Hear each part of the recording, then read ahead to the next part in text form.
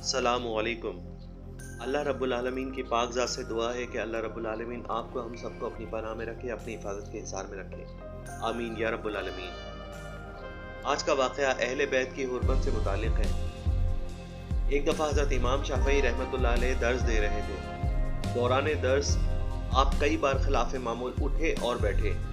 हाज़रीन ने आपके बार बार उठने और बैठने की वजह दरियाफ़्त की तो आपने फरमाया, एक सैयदज़ादा दरवाजे पर खेल रहा है। जिस वक्त वो मेरे सामने आता है तो मैं उसकी ताज़ीम के लिए खड़ा हो जाता हूँ। मेरे लिए क़तन ज़ेब नहीं देता कि आले रसूल हज़रत मोहम्मद रसूलुल्लाह सल्लल्लाहु अलैहि वसल्लम करीब से गुज़रें और मैं उनकी ताज़ीम के लिए ना खड़ा हूँ। ये इमाम शाफ़ई रहमतुल्लाह अलैह का अदब व एहतराम था अहले बैत के लिए।